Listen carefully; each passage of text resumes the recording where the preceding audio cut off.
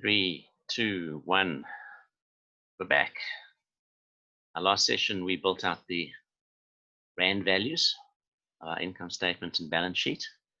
And that was in the bottom left. And we are moving to our second quadrant, which is our top left quadrant. We're still in the past, but we want to go and calculate ratios. We want to turn Rand values into ratios so that we can forecast those ratios. So we've got this big blank piece up here, and we can go and check to see what was in there. What did Chris have here? Yeah, we can go and zoom in a bit here. Okay, it's sales growth and stuff. Right, so if you go in here and don't tell him we are doing this, okay, he thinks we're typing it all out. Let's just go and copy that and paste it into B5. Just check that no one's looking, okay? Right, we did it. Okay, so I'm doing this in the model that I built with you, this XLSX model. And right, I want to calculate, jeepers, how am I going to do this? Let's do its cost of product sold. So I'm going to do equals that divided by that, format as a percentage, shift control %, and I can copy it across. And it's all the same. Why is it all the same? I know. I'm just going to Alt MX, and you'll see I'm in manual mode. I'm just going to press A to get into automatic. There we go, automatic. So you get the right numbers, but boy, is this impregnable. When you're looking at a formula that says F27 divided by F24, it sounds like bombers in the US Air Force. You know, what are these things? So there's actually a better way. Perhaps if we went down here and we put our cursor on turnover and we highlighted that row with the shift spacebar, we could go Control Alt F3 and we could, wow, let's put it in turnover. We just press enter. Suddenly that whole row is called turnover. What about the cost of sales? Cursor on it, shift spacebar, Control Alt F3. Let's put it in for us and it turned the spaces into underscores. Press enter. So now, instead of that horrible formula, I can say equals, and I can say at spelling counts, turnover, press the tab key. Yeah, but actually I wanted to do it the other way around. I wanted to do at and cost. Is there a cost of sales? Like that, divided by the at sign turn over, and do that. Do we get the same answers? Same answers. So why are we bothering? Because it's readable, it's auditable, it's debuggable when it doesn't work. Okay, and notice by doing it that way, we never ever have to go down and select those. You could if you want. I'll delete that. You could have said equals at there and just go shift space bar, puts it in, divided by at turnover. With the shift space bar as well, and you can actually select it. You don't have to type any text. That gives you the same formula. So I'm introducing you to this idea of actually naming each row. So every row gets a name, and our formula can implicitly work out that by virtue of which row, which column it's in, it will pick out the correct turnover, the matching turnover in that column, the matching cost of sales in that column. The little at sign converts that whole array, cost of sales, which is that blue thing. The at sign is the thing that does the intersection and returns a single. So, do you want to go down and start adding names for all of these things? I bet you don't. So I had a student once who complained bitterly. So I wrote a little macro. And to do macros, you go Alt F8, and we've got none. Got no macros. So I'm going to send us off to get a macro. Because what we're going to do is we are going to have a look. You haven't noticed this yet, but on the right-hand side in column X in your PDF, you'll see column X, name of row, and this column is going to be used by the macro to label things in the spreadsheet. It's going to do it automatically, and there's a lot of stuff to label here. You can see. So we don't have the macro. Alt F8, there are no macros. So we're going to go zooming off to find a macro, and you should have in your folder a spreadsheet that looks like this. I'm going to click on it.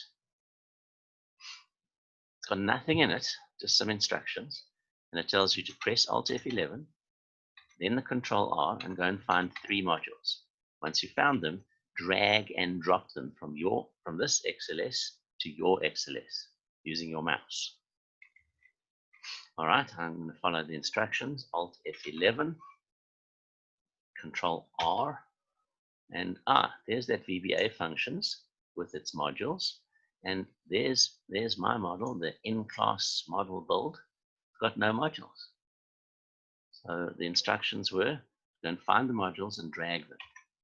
So I'm just toggling with Alt F11 there. So I'm going to go and click on Auto and hold the mouse down, and you'll see I can just catch and release.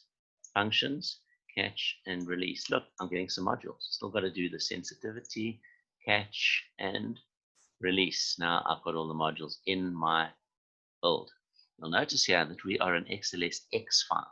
X means that you can't have macros, yet we have macros.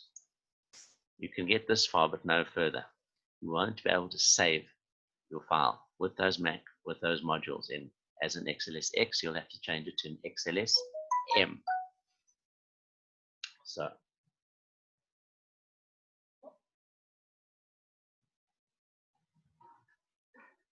we're done. We can go Alt F11.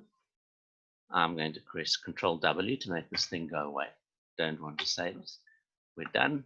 And I am going, we are going to edit Chris have his stuff in column X. I must go and see how it all worked.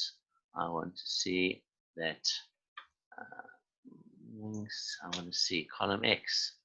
You must have this name of row word there.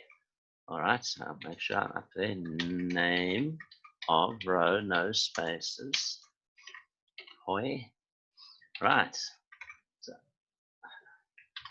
was following my nose here. How are we going to get all of those there?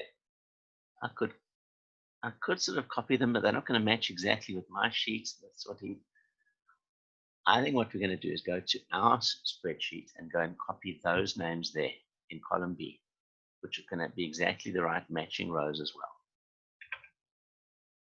Let's go and do that. So I'm going zooming back, and from sales growth, hold the shift key down, all the way down, including all the spaces. I'm going to Control C. And then I'm going to go across column X. You see I'm just off the top here, column X.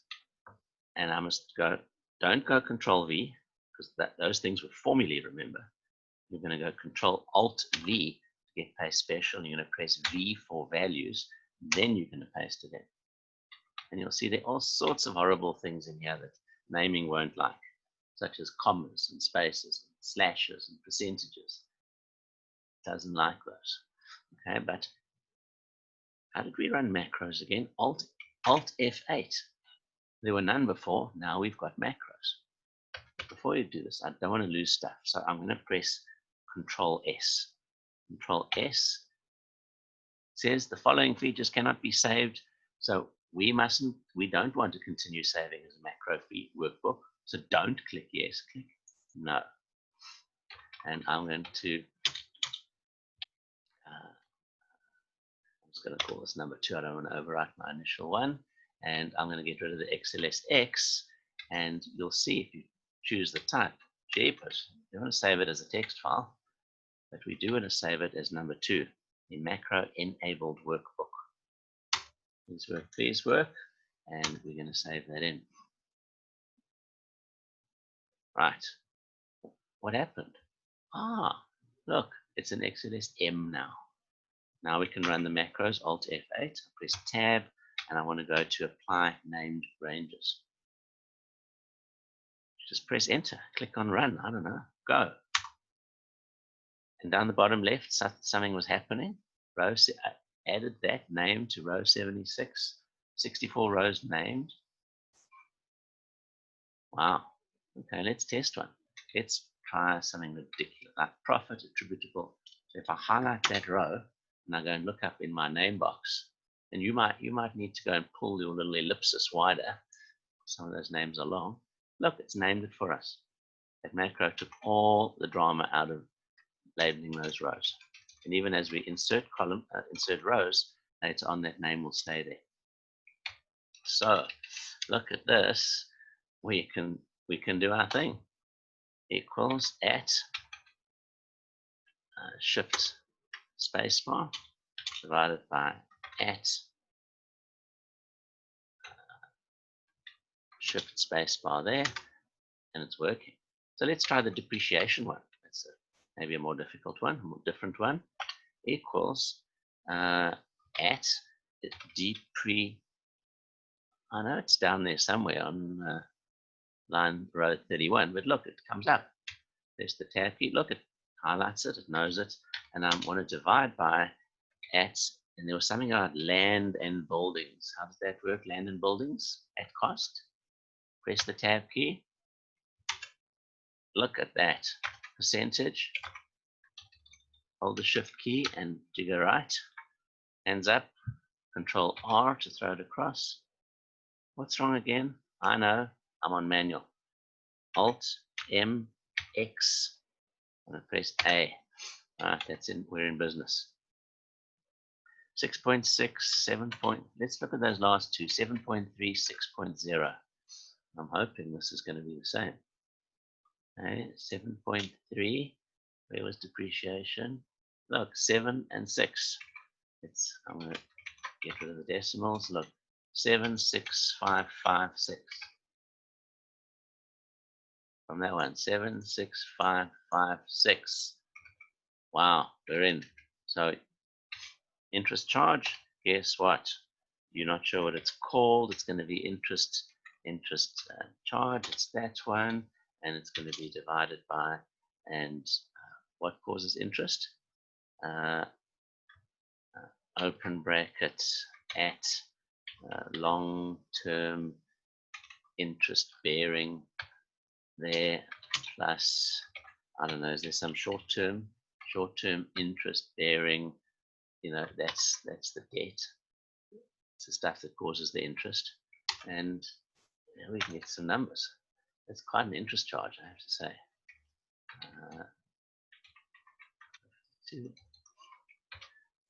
Now that one looks very dodgy, but these others look like they might be roundabout right. Okay, and so I want you to fill out all of these.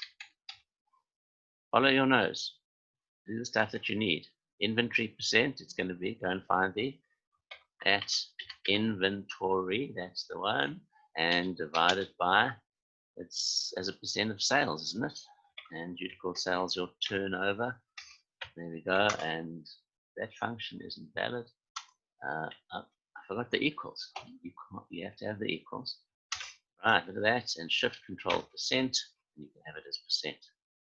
If you want to make get rid of some decimals, you go Alt H, and the 9 will make Alt H9 makes it go away. Alt H10, Alt H10, and they come back again. Alt H9. So I held my cursor here, hold the shift key to go right, and go Control R, and it throws it right. So look, we're using names, and we are building out our sheet. Now sometimes I can't remember what these things are. So I've got a cheat sheet, a really cool thing.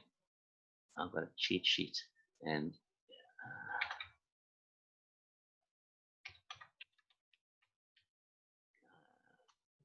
there we go. This is only for slow students from other universities, and of course me.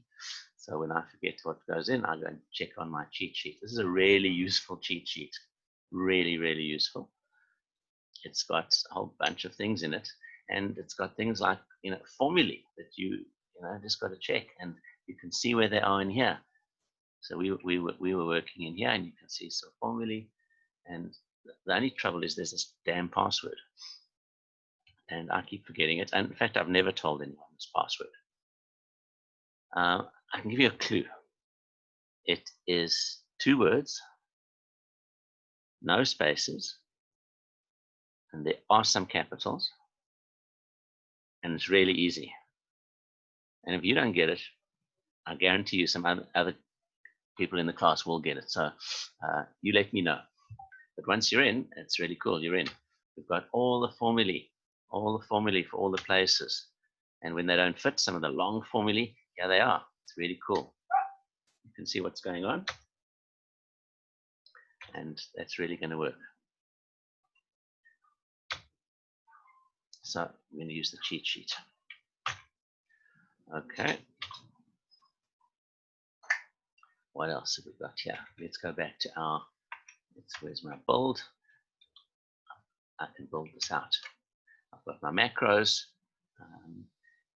There's something here that's sales growth. You'll find that most of these formulae are in column, and they relate to things in column. But for a sales growth, for example, you might want to say turnover in this year divided by, and here is the coolest function ever,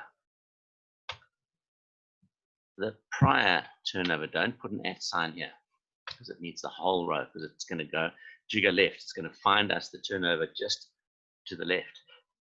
What's the prior turnover? And then we go -1. Control Enter, Shift Control %, Control R, and hey, we've got sales growths all the way through. So the important part here was we now have a prior function. If you put in prior, the default here is to go prior 1. But if you want, you can go prior 2. Okay, you can do all sorts of how many jumps you want to go to the left. If you leave it out, it just works nicely. Defaults to 1. So, guys, I want you to, well, first of all, notice that you sometimes, if it was sales growth, you wouldn't be able to calculate the sales growth because you don't have anything prior. So that sales growth has to be left out. Okay, and but cost of products, that definitely can be left in. You can go back here and just paste those guys in, so you get your full 10 years of history. But we're ready. I'm going to highlight that, go Alt H, that's home, borders, B for borders, and right. And now I've got a nice border here. Everything else is going to be into the future. How do we jump into the future? We're going to say the EO month function. Let's take that month that we had in L3 and let's add 12 months to it. You don't even have to close your brackets. Excel will do it for you. Control Enter. Oh, we want to go and pick up one of the formats. And I'm going to go and Control Alt V there and paste T for formats. And 1, 2, 3, 4, 5, 6, 7, 8, 9 to column V, Control Right. And I'm ready to start to move into my future. I want to forecast my ratios that I have been building out here. Right, I want you to get on with that. Go and load those macros, go and label all your rows. We're going to use that a lot. It's not just for this here, we're going to use that labeling a lot. And when we come back, we are going to do things like take central tendencies. We're going to take medians and means, and we're going to try and see if we can get our current state to mean revert to a normal situation before we calculate any terminal values. But enough said. Thank you. Remember to save your spreadsheet. Control S, it now saves. And when I see you again, we will move into the third quadrant, the top right, okay, the northeast. Thank you very much. We'll speak to you soon.